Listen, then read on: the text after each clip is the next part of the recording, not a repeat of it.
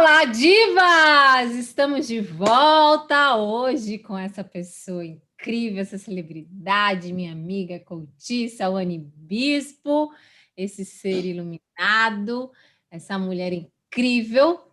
Sawane é estatística formada pela Universidade Federal da Bahia, também é graduada em turismo pela Estácio de Sá e possui especialização em empreendedorismo pela Universidade da Pensilvânia. A Anne foi coordenadora de análise criminal na Secretaria de Segurança Pública da Bahia, fez parte do time de estratégia comercial da Bolsa de Valores, atuou como pesquisa de mercado para desenvolvimento de negócios e projetos no Brasil, Estados Unidos, Índia e África do Sul. Foi de estagiária a diretora comercial em tradicionais agências de intercâmbio cultural do país. É apaixonada pelo mundo, coleciona vivências por mais de 30 países e é a fundadora da Identity, ID Experiences, uma empresa de experiências culturais, acadêmicas e corporativas com foco no continente africano. Uau! Fiquei sem fôlego, mas quero saber mais, maravilhosa. Conta pra gente um pouco da sua jornada e como foi que você migrou do serviço público para o empreendedorismo e chegou, né, a esse nível de estrelato. Conta pra gente. Boa tarde, divas, Cacá e Rei, obrigada pelo convite. Eu confesso que eu adoro ouvir as pessoas narrando aí a minha mini bio. Meu Deus do céu, minha gente, é isso aí mesmo, é isso mesmo. Eu sou estatística, sempre fui apaixonada por matemática e pensava em fazer mestrado na área de estatística aplicada à economia para ser professora de estatística na própria universidade onde eu havia estudado. Mas durante a minha graduação eu fiz um intercâmbio com a intenção de aprimorar o inglês para este mestrado e acabei me apaixonando pelo mundo. Então, fiz outro intercâmbio e acabei me profissionalizando no mundo de experiências educacionais. Aí, o apego ao diploma me fez insistir na área de estatística. Com isso, eu assumi o cargo de coordenadora de análise criminal na Secretaria de Segurança Pública, onde eu era responsável por mapeamento de homicídio em Salvador e região metropolitana. Mas, percebendo ali, né, eu fui desenvolvendo um relatório que tinha que ser feito semanalmente para ser entregue à imprensa. Então, eu comecei a fazer recorte por raça, gênero, faixa etária, causa e bairros, para a gente entender onde é que estavam, né, acontecendo os grandes números de homicídio, que a polícia poderia fazer para ter uma relação mais próxima à sociedade, uma polícia mais humanizada. Mas percebido que, no momento, a secretaria tinha outras prioridades e eu via aqueles números muito próximos a mim, né? Na época, 2011, só 10 anos atrás, o grande número de pessoas que eram assassinadas em Salvador, tudo relacionado a jovens com uma idade média de 27 anos, negros, né? Homens negros. Podia ser um primo, um vizinho, um amigo, qualquer coisa. A inquietação e não poder solucionar aquele problema que estava ali escancarado, de alguma forma, me fez seguir para um caminho do coração, que é uma coisa que eu já gostava, que já mexia comigo, que era o mundo das viagens, mas de maneira que eu também tivesse autonomia para poder solucionar problemas e fazer do meu jeito. Com isso, eu pedi exoneração, foi quando eu fui trabalhar na Índia, e de lá, né, eu comecei a montar uma agência de intercâmbio.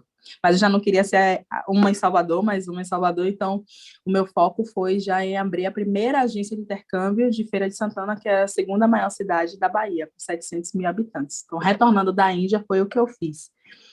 E assim, eu entrei no mundo do empreendedorismo, mas isso foi depois de 4 anos atuando no ramo de educação internacional e já tinha passado por cerca de 20 países quando eu resolvi abrir essa agência de intercâmbio.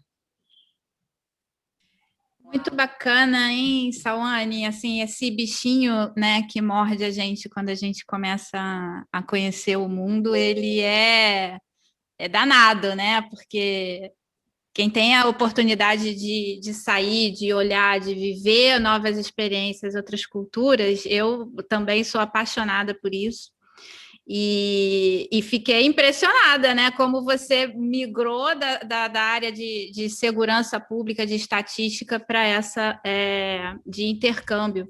Mas eu queria voltar um pouquinho no tema, né, que você tocou durante a sua passagem pela Secretaria de Segurança Pública, porque para tocar justamente nesse tema, né, em relação à violência contra a população negra, né? A gente agora no final de maio fez 1 ano, né, do assassinato do George Floyd lá nos Estados Unidos. E isso tem muito a ver com o que você falou, né, da questão da violência contra as pessoas negras, serem maioria, né, no caso aí de homicídios pela polícia. E o assassinato do George Floyd, ele disparou, né, um movimento pelo mundo todo sobre o Vidas Negras Importam, e a gente sabe que isso potencializou de novo essa discussão. Muitas organizações se posicionaram, muitas empresas, em função, né, do que aconteceu, para tentar se mobilizarem e agirem de forma diferente em relação ao racismo. Mas eu queria entender se, na sua percepção, teve bastante mudança em relação, né, a esse movimento. O que mudou depois desse ano? Será que a gente ainda está vivendo mais ou menos a mesma realidade lá de 2011, quer dizer, de 10 anos atrás? Muitíssimo obrigada pela pergunta, Renata. Eu não consigo perceber uma grande mudança profunda, né? Quando eu falo uma mudança real. Hoje, o que acontece levando em consideração o que ocorreu em um outro país, sendo o Brasil o país que detém a maior população negra fora do continente africano. Então, aí a gente olha para um país onde a população negra representa menos de 15%, que é o caso dos Estados Unidos. Um homem morre assassinado em um momento de pandemia, está todo mundo trancado. Porque se nós estivéssemos no cotidiano habitual, não teria tido toda essa repercussão. Não foi a primeira pessoa que morreu em uma situação como aquela. Com certeza. Não é? Então, definitivamente, a grande diferença que eu vejo entre 2011 e hoje, 2021, é a cobrança, principalmente nos ambientes corporativos, em relação a um outro olhar para a inclusão racial, em medidas de adaptação, em medidas de convite, né, de projeção de carreira, inclusive, ocupando espaços para além da base da pirâmide. Mas eu percebo que isso também está acontecendo por conta do contexto de origem das grandes empresas, que tem origem dos Estados Unidos, ou os escritórios norte-americanos têm a maior influência, e aí essa cobrança acaba permeando e chegando aqui também em território brasileiro. Mas a população negra continua sendo assassinada, a população negra continua sendo subestimada, subaproveitada, desconsiderada. A questão agora é que, com um olhar comercial, né, é muito comum que as empresas tragam o discurso de mas se tiver diversidade, os números aumentam, anulando a humanização necessária de corpos negros. Então, não é porque o negro precisa ser considerado humano tal qual o branco, é porque se o negro for incluído... Eu vou ganhar mais dinheiro! Né? É a mesma coisa da Dona Áurea, ela é uma nova modalidade. Sim. Né? Porque também foi uma questão comercial lá em 1888, e a gente agora está numa questão comercial. Então, o negro ainda continua sendo desumanizado. Então, qual é a diferença? Não sei. Acabam não vendo. Eu vejo uma adaptação, uma adequação aí. Até mesmo, né, finalizando aqui a minha fala, quando as empresas elas trazem pautas de percentuais que eu considero aleatórios para lideranças negras. A gente não trabalha, a gente não foca na proporcionalidade. Se a população negra representa 56% da nação, por que você vai dar 25% para líderes? Né? Por que você vai dar 25% das vagas de liderança para negros? Por quê? Por que essa desproporcionalidade? Por que não equiparar, né, a representatividade da sociedade, né? Não é o interesse. Então, qual é a diferença? Nenhuma. É o que eu costumo falar. O racismo, esse olhar em relação ao negro como inferior, não vai acabar com o passar do tempo. A gente não pode esperar que o tempo passe e tudo mude. Eu acho que muda com o olhar de uma sociedade. E a sociedade, infelizmente, não está olhando como tem que ser observado. Então, não vejo diferença, não. A gente aqui na Diversidade Agora, essa é uma questão importante, né, do nosso trabalho, trazer essa consciência para dentro, né, das lideranças, atuar mais na parte humana do que na parte do business, né? Trazer essa discussão não para uma agenda. A gente sabe que a agenda do negócio sempre vai ser pauta dentro de uma empresa, não tem jeito. Mas a nossa abordagem ela vem sempre pelo lado humano, pelo desenvolvimento, né? Pela melhora do ser humano, porque é isso que a gente precisa de fato mudar na sociedade, né? E aqui no Brasil a gente está vendo o caldo entornar, né? A coisa está ficando cada vez mais desafiadora, né? Ao invés de melhorar, a gente está vendo alguns movimentos aí bastante preocupantes no sentido de acirrar a pressão em relação a essa população que ainda não percebeu que é a maioria do ponto de vista do empoderamento. Mas a hora que perceber, a gente está aí numa panela de pressão.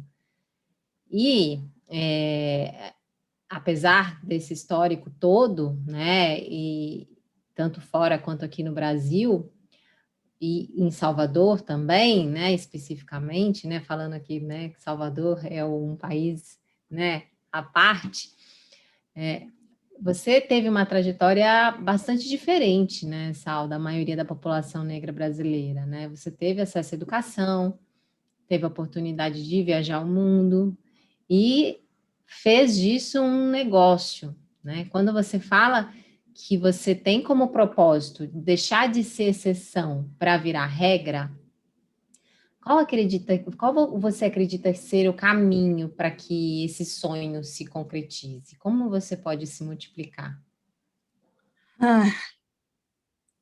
Cacá Rodrigues e as perguntas profundas. Olha, eu te confesso que eu gostaria de ser apenas uma pessoa, de poder viver com leveza, levando em consideração que eu ainda não posso ter este prazer. Eu, então, luto para que as futuras gerações possam viver isso. De que maneira? Eu poderia simplesmente estar muito feliz hoje com os espaços que eu ocupo, os espaços pelos quais eu permeio, as pessoas que fazem parte do meu círculo. Eu estou numa zona extremamente confortável, se for olhar por um lado, esse lado unipessoal, né? Apenas enquanto Sauane. Mas Sauane é uma mulher consciente, que cresceu em uma família militante e que a negritude nunca foi uma novidade, tampouco o racismo. Logo, é muito complicado. E Sauane ainda sabe fazer conta, que ainda inventou de fazer estatística. Então, a pessoa que sabe fazer conta e que se percebe única num espaço onde deveria ser pelo menos metade, ela se incomoda. Não tem como. Então, eu assumo esse propósito e eu sempre trago o questionamento em todos os espaços pelos quais eu passo. Eu acredito que é por isso que as portas se mantêm abertas, porque eu não perco essa minha característica, eu não perco esse meu discurso, essa minha identidade. Trago isso de uma maneira muito genuína, uma maneira minha, cada um tem o seu jeito de abordar isso, e o meu jeito é o meu jeito baiano, sorrindo, trazendo números e quebrando argumentos muito bem embasada. Mas o que eu vejo hoje e que eu mais tenho questionado é justamente essa questão do círculo em 360 graus nos espaços corporativos. Porque eu acho que a gente está seguindo para uma linha de empoderamento psicológico. A gente está se assumindo negro, orgulhosamente negro. A gente não admite mais que alguém fale da negritude de uma maneira negativa. Mas o empoderamento, para ser real, ele precisa ser acompanhado do econômico. Eu quero andar com o meu bico para cima, feliz e empoderada, tranquila, porque eu tenho contas pagas, porque eu tenho comida em casa e porque se eu quiser fazer uma viagem, eu vou fazer. Dinheiro não vai ser uma preocupação. A gente merece isso. E quando a gente olha para espaços de trabalho, a gente percebe a população negra ocupando um único espaço, na maioria das vezes na base da pirâmide. E sem perspectiva de galgar novos pilares nessa pirâmide. Então, esse é o meu questionamento. É comum que as empresas ministrem facilitações para uma juventude negra que está fora do seu espaço, mas essas mesmas empresas não contratam esses jovens. Acaba não fazendo sentido. Se é tão bom, por que você não fica para você? Então, assim, você sempre vai ser o detentor de saber, porque aqueles jovens, eles não podem contribuir de maneira nenhuma, então é você que está compartilhando algum conhecimento, mas ele não é uma mão de obra que é válida para você absorver para a sua corporação. Então, existe uma ruptura aí, né? O ciclo, ele não é contínuo. É importante existir uma capacitação, uma absorção e uma projeção de carreira para essa juventude, porque a gente está falando de gerações futuras, a gente está falando do que vai vir, do que vai passar a ocupar. Eu acredito que é dessa forma, quando eu trago essa provocação, é dessa forma que eu me multiplico até deixar de ser exceção e virar regra. E, claro, né, sem deixar de mencionar, através da própria identity, porque eu viajei muito, hoje eu conheço 31 países, falo 4 idiomas, mas eu sei que isso não é algo comum. Hoje, no geral, até, né? Se a gente fizer um recorte étnico-racial, a população negra misericórdia. Então, através de experiências em África, onde o custo de vida é mais barato, onde existe uma identificação também em diferentes campos, eu possibilito que pessoas semelhantes a mim tenham acesso ao mesmo tipo de experiência que eu tive, mas com um custo consideravelmente mais baixo. E assim possa também concorrer a essas disputadas vagas de emprego por conta de mesmo tipo de experiências e formações acadêmicas. Então, o meu discurso no espaço corporativo é aliado à minha prática dentro da minha própria empresa. Essas são as formas que eu tenho de colocar meu propósito em prática. E para fazer isso, você criou a Identity, né? Que é uma empresa de experiências culturais e educativas e corporativas que atua nos países africanos, né, Sawane? Você acabou de falar como que esse projeto ele ajuda, né, nas organizações a promoverem mais diversidade e inclusão racial. Na prática, como é que você está percebendo isso? Assim, como que as empresas estão recebendo essa abordagem que você tem proposto? Porque é bem diferente, né, Sawane? É uma forma bem inovadora de discutir a questão da diversidade, da equidade, sob o ponto de vista da equidade racial. Como é que isso tem sido recebido pelas empresas? Olha só, Renata, a gente tem passado por um processo de maturação muito interessante, inclusive no próprio diálogo com as corporações. E hoje, grandes corporações têm se tornado nossas parceiras nisso. Grandes corporações mesmo, assim. Eu fico surpresa, mas nem tanto, porque é o que a gente merece. De fato, que a gente tem competência para poder fazer a entrega. A principal provocação trazida e que foi, de fato, comprada é a questão de você não pode abordar a inclusão racial de uma maneira superficial. Você precisa ir na raiz da coisa. Eu não posso trabalhar para incluir pessoas negras num espaço corporativo e virar para ela e falar, eu vou passar as férias na África, como a África é uma única coisa, eu vou fazer um safari lá. Eu quero fazer um trabalho voluntário, ajudar aquelas crianças. O que a gente consegue projetar em falas como essa? A gente olha para um continente que detém e que deu origem à população negra mundial, como reduto de pobreza ou de animais. Então, se você vai considerar pessoas, essas pessoas estão em vulnerabilidade. Mas descartando as pessoas, meu Deus do céu, você vê aqueles bichos. Então, assim, a gente olha para um continente já descartando todo o seu potencial, todo o seu pioneirismo em várias questões, né? Desde educação até enologia, por exemplo. A gente desconsidera o continente como detentor de saber e que tem algo a ensinar. Então, a gente vai olhar animais ou a gente vai ajudar. E essa ação, ela se multiplica aqui. Quando a gente quer beneficiar a população negra com alguma filantropia, né? Com alguma contribuição. Então, a intenção é descolonizar este olhar para a África e mostrar naquele território as possibilidades e os espaços que a população negra tem ocupado. Se tem acontecido isso em África, por que não acontece aqui em Brasil? Então, criando paralelos também em relação à história. Com esta linha, né, lógica na abordagem, as empresas elas têm, inclusive, feito contato diretamente. Então, para este ano, por conta de toda a pandemia, nós estamos desenvolvendo, adaptando toda uma tecnologia. Temos produtoras em países do continente africano já gravando conteúdos, inclusive para possibilitar a realidade virtual em diferentes espaços. Bacana. Então, as pessoas vão viajar sem sair de casa. E, assim, romper os seus estereótipos, não só em relação à África, mas em relação à negritude. Né? Essa é a intenção. O que acontece em periferia? Né? Coisas maravilhosas acontecem em periferia lá. Por que não considera o ser periférico aqui do Brasil? Já parou para observar? Né? Que não é só lá que tem periferia. Então, romper isso de uma maneira mais lúdica, mais viva, mais experiencial, tecnológica. né? Exatamente. Isso tem sido muito bem recebido pelas empresas, sim. E agora você falando aqui, eu até pensei numa outra coisa, porque expor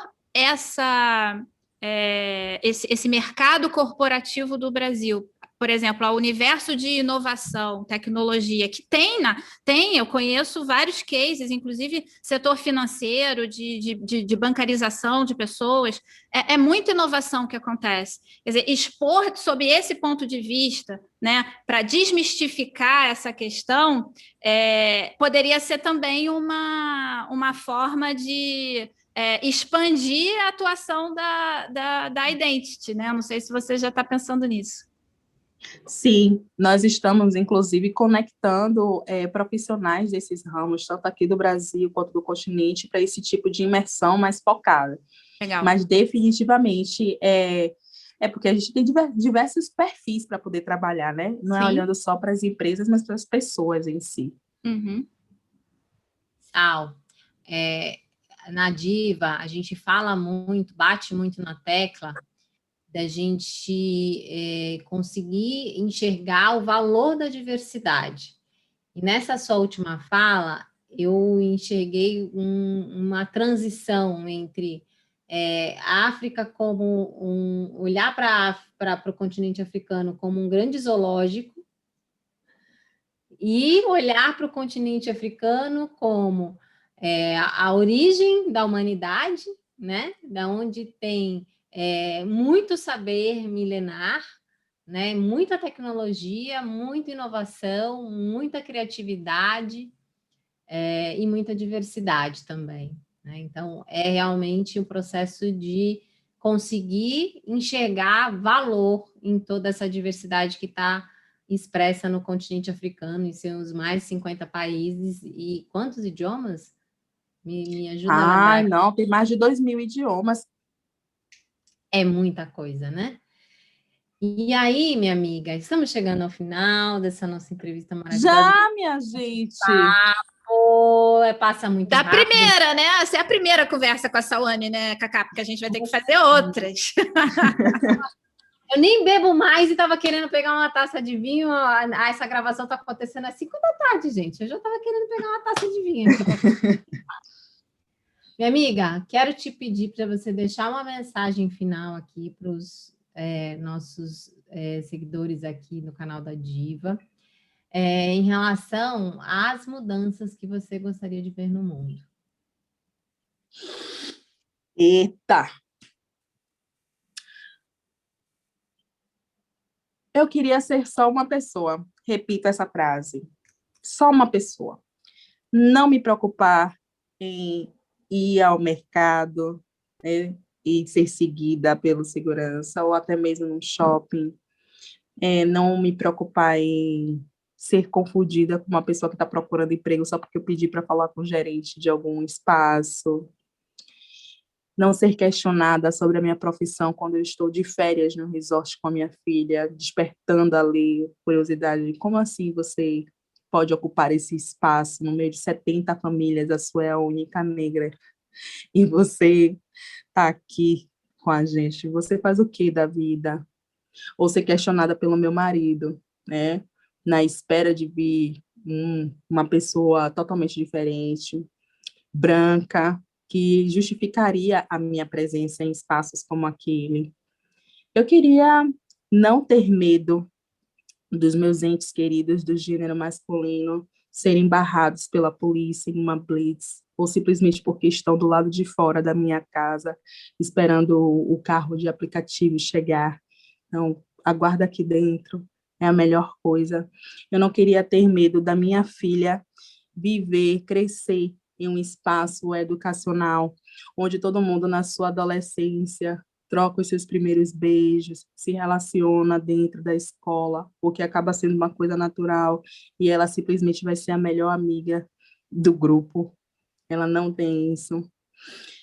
Eu queria realmente ser só uma pessoa, onde eu pudesse falar sobre o que eu gosto, como eu posso fazer muitas vezes quando eu sou convidada a palestrar em países africanos.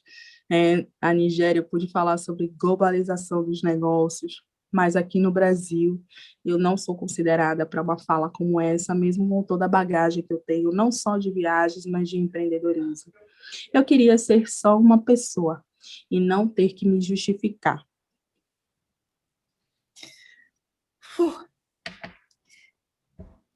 Tô arrepiada, gente. Desde do pelinho ali do tornozelo até o fiozinho do pescoço aqui, essa fala é muito potente. E Uau. eu acho que a gente, depois, Sawane, se você permitir, acho que vale a pena a gente até recortar isso, porque foi muito, muito forte, né? Tudo que você falou, muito verdadeiro, muito real. E muita gratidão por Ai, você. gente, tá me dando vontade de chorar, faz isso comigo não, que eu sou capricórnio. Não, vamos! Já esquece.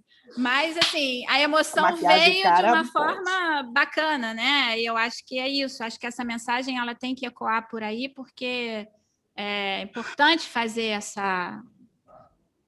esse reconhecimento, né? De tudo que você representa. Essa mulher maravilhosa, poderosa, potente, que tem essa voz de clamar por